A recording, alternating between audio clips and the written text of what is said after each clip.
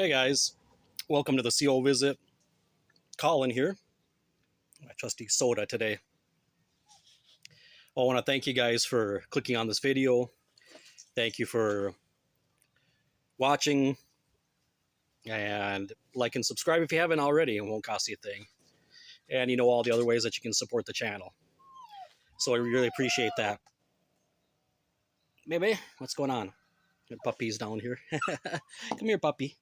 Come here, puppy. Oh, oi. Oh, look at this little guy. Look at this little guy. So anyway, the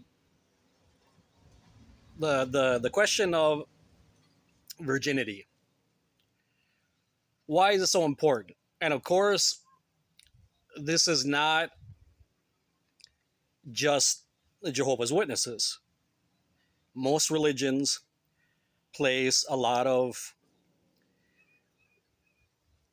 value on virginity, especially the virginity of women. Not so much for men, but women a lot, especially when it comes to marriage and all of that. Osita, Osita, Osita. Trying to get the other one to come here. Osita, venga, venga, venga. Venga, Osita. So I got all these little dogs over here. Come here, come here, come here. Here's another one. Look at this little guy. So cute. This is the one that we're going to keep. This one's going to be with us.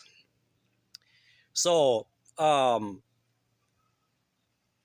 virginity, and you know, especially when we talk about Western culture, you know, virginity is something that has been the punchline of many jokes, and it's really something that has been reduced to just ridiculous. It's something that's embarrassing.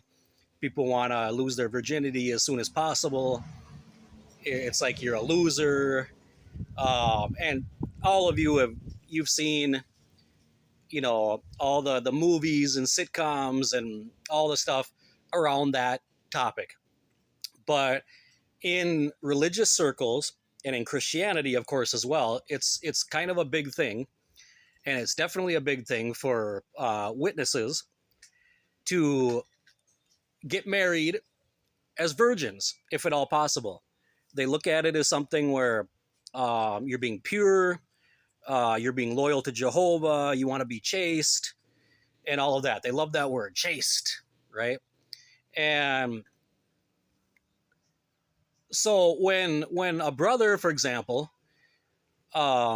is looking for a marriage mate, that's one thing that he has in mind when he looks at a sister and where she comes from and her family and all of that stuff. It's a big deal. It's a big deal. Of course, virginity in the Bible is talked about a lot, and it's an important thing, right?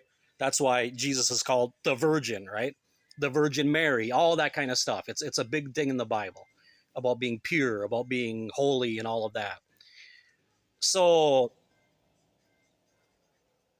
what happens? I talked about in my community post, okay, that there's something that all brothers should do. Doesn't mean they do, but there's something that they should do if they start to date a girl and, you know, they're doing it with the view to getting married, which is also what they should be doing, right? They always tell you in the congregation that if you're dating, it's because you're thinking about getting married. And so what happens is the brother will go to an elder or two elders, and, you know, he'll tell them that, you know, I want to have this serious relationship with so-and-so, and, you know, I want to know what you think about her. How is she spiritually? How is she doing in the congregation? How's the family? Because you know that the elders know stuff that you don't know, probably, right? If they know about any problems in the family, or if they've handled anything uh, with that particular sister, if she's had any problems, judicial committees, um, reproofs, things like that. And so you go to them and you talk to them. Now, this is why I say, guys, that the procedures of the organization can have a very lasting effect on a person's life. Yes. Yes. A very lasting effect, whether it be disfellowshipping, whether it be the blood issue, whether it be CSA, how they handle it.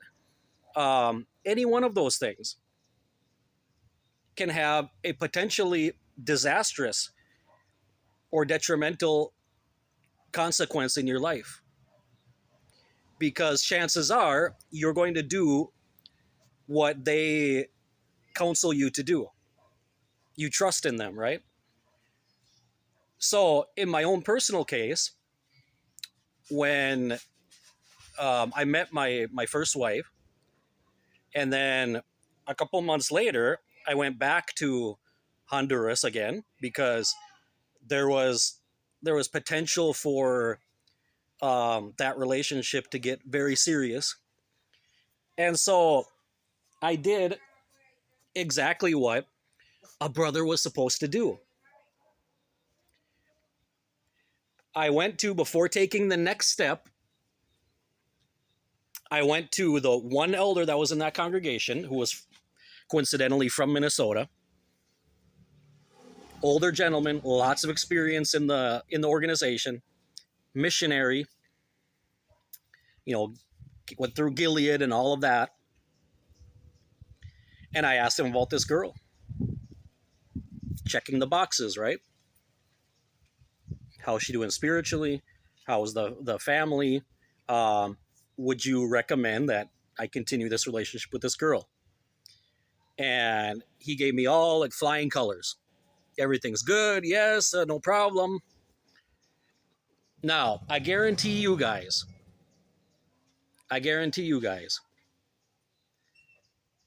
that had that missionary brother told me what I found out 5 years later, I would have never gotten married to this girl. I guarantee it. It would have ended right there. And you know how I know that? I already went through it once. About a year or year and a half before that. In my congregation where I grew up in Minnesota, you guys remember that I talked about there was a family from Mexico, and then this other gal came up from Texas, and she got married to a brother in our congregation. She was like Chicana, and that family was kind of playing like matchmaker. And there was this young sister from Texas who kind of wanted to follow in the footsteps of this other sister. And I won't say names because you never know who's watching these videos, right? But this sister, let's just say Maria. Let's just pick a very common name to be safe. So Maria, very good looking girl, young girl, about the same age as I was at that time, was around 19 or something, 20. And she even came up one time to Minnesota. I met her, everything good. And I talked to the elders about it. And one of the elders that I talked to was the Mexican brother. And he said, here's the deal. He said, she's a nice sister, everything, but this is what I want you to know. It was the exact same situation. She had already had a sexual relationship with somebody outside of the organization, got disciplined for it, got reproved for it. She was repentant and all of that, but he said, just want to let you know, she's, in so many words, used goods. She was used goods. She wasn't a virgin. And just that, for me, was like, oh, okay. All that stuff sounds like a lot of baggage. Nothing more happened. And there was chemistry there. I was attracted to her. Very good looking gal. So can you imagine if this missionary brother, whom I respected even more, would have told me, you know what, it's your decision in the end, because, she wasn't disfellowshipped or anything, but this is what happened. You're not marrying a virgin. I guarantee you guys, I would have went back to Minnesota. Now, it's because my decision, because I know people are gonna come, oh, you're blaming the for your decision, you're blaming the organization and blah, blah, blah, blah, blah. Not completely, but about 90% though, because my decision was based on the information that I got from that brother. I was doing what I was supposed to be doing by going to the brother, by being precautious, by asking about her first, and he lied. He lied. 5 years later, I found out from my wife. She confessed.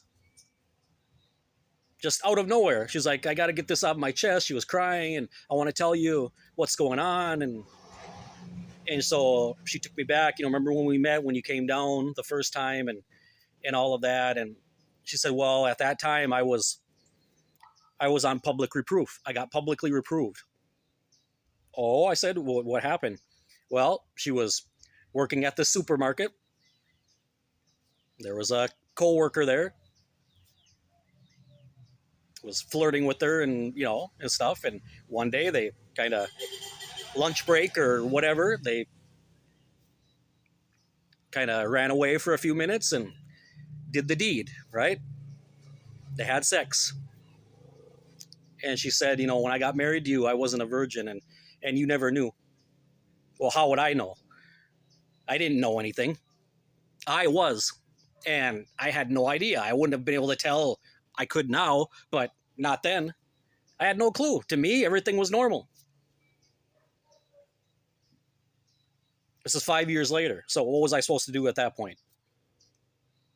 Both my kids, were born. This was right after Cosette was born.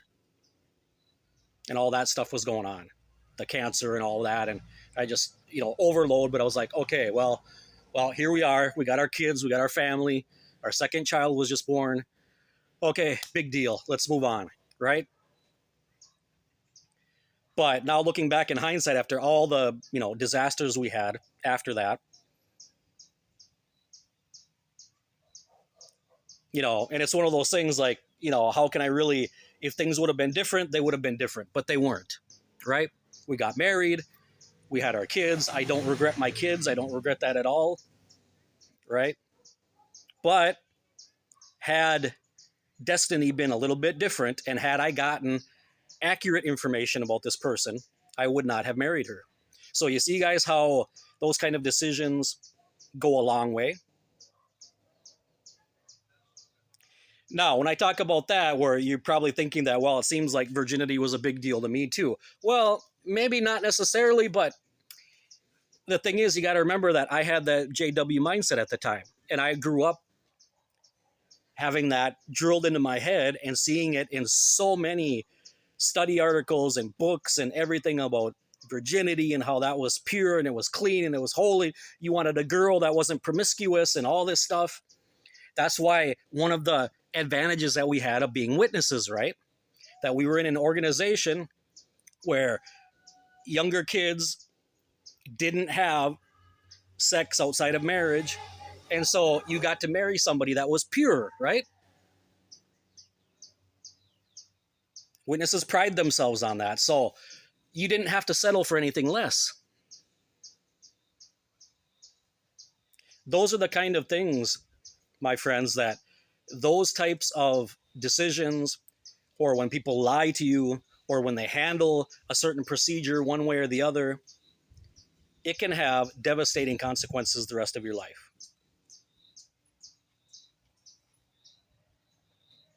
And it's had lots of consequences. I wish with all of my heart that the woman I married was not the mother of the children that I have now.